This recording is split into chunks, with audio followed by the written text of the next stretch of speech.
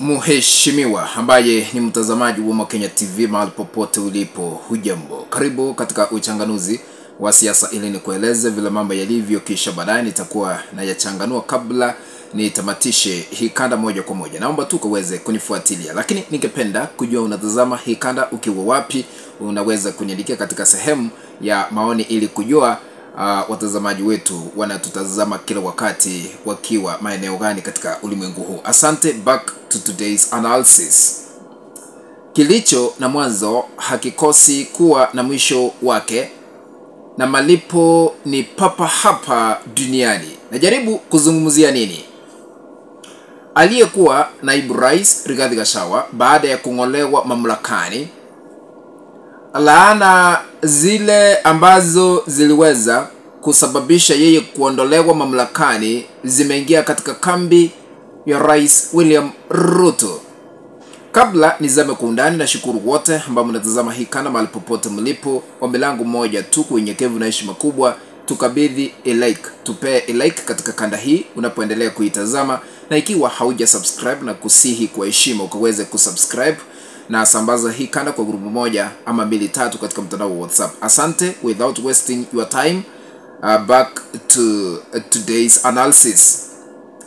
Mwandani wa Rais William Ruto ambaye pia ni mbunge wa eneo bunge wakilishi la Mathira, Eric Wamumbi, ametangaza kutowania kiti cha ubunge katika uchaguzi ujao wa mwaka 2027. Ikumbuke kwamba Mathira ni eneo bunge ambalo Rigathi Gachagua anakotoka. Sasa aliyekuwa katika mstari wa mbele kumuondoa Rigathi Gachagua, laana zimeanza kufanya kazi. Ametangaza kutowania kiti hicho 2027, na katika kanda hii tutakuwa tunaangazia sababu ni zipi ambazo zimechangia yeye kujiondoa katika kinyang'anyiro. Tusikize vile amezungumza yeye mwenyewe, ingawa amezungumza kwa lugha ya Kikuyu.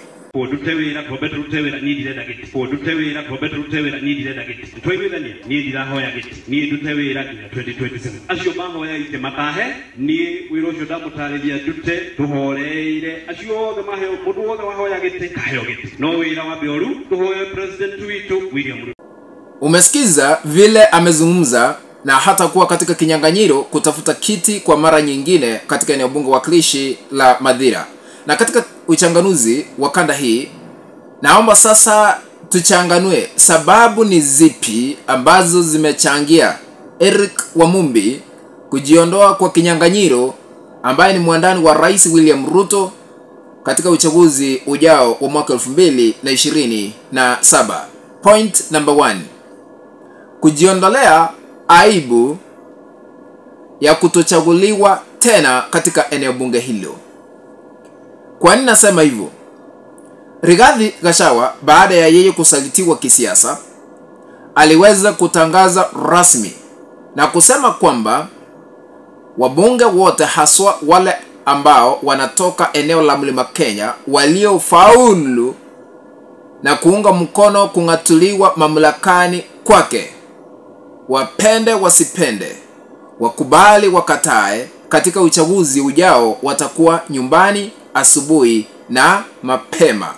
Sasa ameona sasa, sitaki nifike katika debe ili nikaweze kuaibishwa, ila tu nijiondoe mapema kabla ya uchaguzi huo kufanyika, kwa sababu eneo la Mlima Kenya limeonekana kuwa behind Rigathi Gachagua, ambaye sasa hivi siasa zake zimeshika kasi katika eneo la Mlima Kenya. Point number 2, sababu ni ipi ambayo huenda ikachangia Eric Wamumbi kujiondoa kwa kinyang'anyiro kutafuta kiti hicho tena katika eneo bunge hilo wakilishi la Mathira? Point number 2, anajuta kumuondoa Rigathi Gachagua. Ikumbuke kwamba alikuwa katika mstari wa mbele, na hata kama ni nini, huwezi kumsaliti bradhako, kakako, kwa sababu Mathira, eneo bunge lile ambalo anaongoza, ni eneo bunge Rigathi Gachagua anakotoka, kumaanisha ni brothers, ni mandugu wa kisiasa. Lakini sasa huenda ameanza kujuta, ameona makosa, ameona usaliti uliofanikisha shughuli hii ya kumtuma nyumbani Rigathi Gachagua. Kwa hivyo ndio maana huenda ameamua kutoshiriki katika uchaguzi ujao wa mwaka 2027. Lakini hili pia linastahili kuwa funzo kwa wanasiasa, funzo kwa wale ambao wako na nia ya kutafuta viti za uongozi. Msije mkalaumiana kila wakati, ingawa wanasema ya kwamba there is no permanent enmity in politics, hakuna uadui wa kudumu katika siasa. Lakini sasa tumeweza kushuhudia mabadiliko makubwa tangu Rigathi Gachagua aondolewe mamlakani, kwa sababu naye ako katika harakati za kuhakikisha kwamba Ruto is a one term president. What do you think? Uamuzi uliochukuliwa na Eric Wamumbi wa kujiondoa katika kinyang'anyiro cha kutafuta kiti kile cha ubunge ni uamuzi ambao ni wa kushabikia. Utaniandikia katika sehemu ya maoni. Kufikia hapo, mpenzi mtazamaji, ndipo natia kikomo katika uchanganuzi wa masuala ya kisiasa haswa katika kanda hii. Tukutane katika kanda ambayo nitatengeneza hapo baadaye. Ikiwa unatazama kwa mara ya kwanza ama umekuwa ukitazama lakini bado hauja subscribe, na kusiki heshima kwa kuweza kusubscribe kwa kubonyeza kitufe kiko hapo chini kimeandikwa subscribe. Ukimaliza kengele kiko hapo kando, bonyeza kengele ili kupata kanda zote pindi tu tunapozungua katika mtandao huu wa Mokenya TV, maana utakuwa unapokeza notification ya kufahamisha kwamba Mokenya TV ameweka kanda mpya ambayo inastahili kutazama. Sambaza hii kanda kwa group moja ama 2 3 katika mtandao wa WhatsApp na hata katika mtandao ule mwingine wa Facebook ili tuendelee kujulisha wengi tena zaidi. Tukutane katika kanda ambayo nitatengeneza hapo baadaye. Kwa heri kwa sasa.